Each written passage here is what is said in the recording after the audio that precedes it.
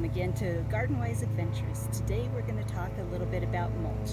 Last week we talked about compost, and I showed you a little bit about my soil and how it had changed where I had put compost and not changed where I had put mulch. So let's talk a little bit about mulch. I have a few materials here that you can use as mulch in a pinch. The first one everybody has available in the fall, and that's fall leaves. These leaves are well rotted. These are from last fall.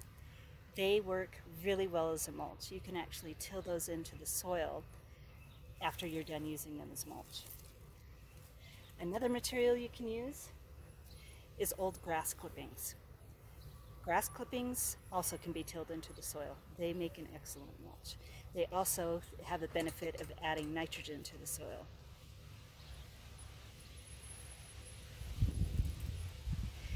This kind of mulch is just chipped wood. It's the basic mulch that you find at most nurseries and garden centers. It's also a great mulch.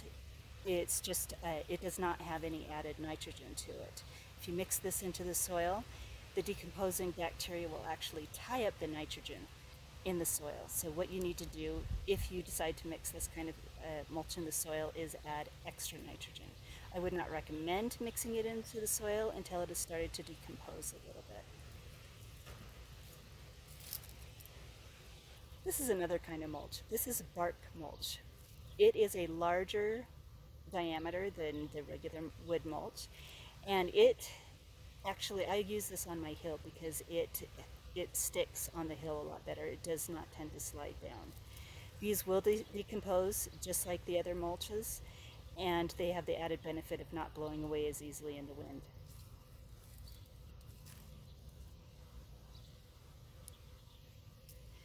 Another great mulch is partially decomposed compost. This is one of the best mulches you can use. It decomposes very quickly because it's already started. It brings in the earthworms, it adds nutrition to the soil, and it has the other benefits of compost. So why use mulch? Does mulch have any benefits?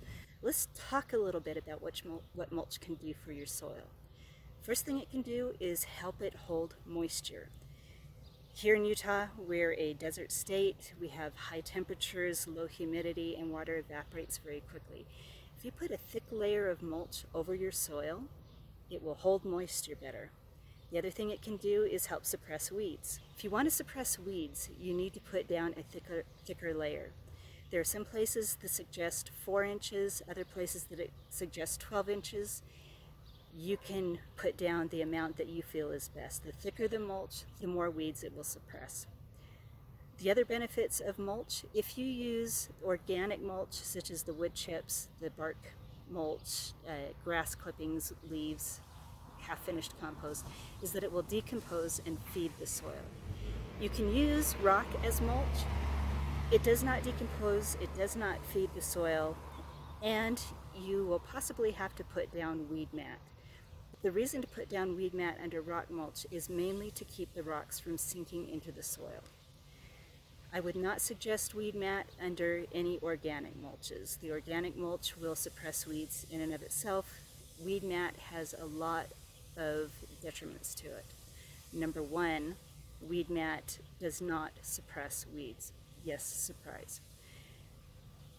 The weeds tend to grow on top of it through the organic mulch, and then the roots will actually go through the weed mat and into the soil below. Once you have that, it's almost impossible to get rid of. You have to tear out the weeds and the weed mat at the same time. The other thing that happens is the weed mat will reduce the amount of oxygen and light and water that gets to the soil below. It's not great for the soil. So let me go show you an area in my garden. I showed it to you when we did the compost video. Let's go look at that area again, and let's discuss why the mulch between my garden beds did not change the texture of the soil the same way it did in the garden beds. So here are the holes that I dug in the previous video. As you can see, we have a hole in the garden bed, we have a hole in between the garden beds, and the soil looks quite different. Let's look closer at this one. The soil in this hole is obviously the same as it was when I first put the mulch down.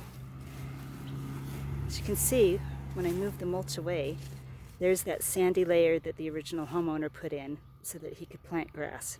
He used this rather than topsoil. I do not recommend that. The soil inside the hole is the same composition. You've got the clay at the bottom. So why has it not changed? I have kept this area mulched for 12 years.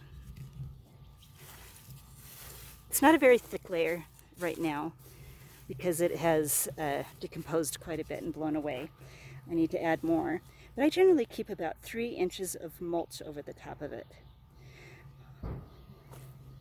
Alternatively, you look at this hole.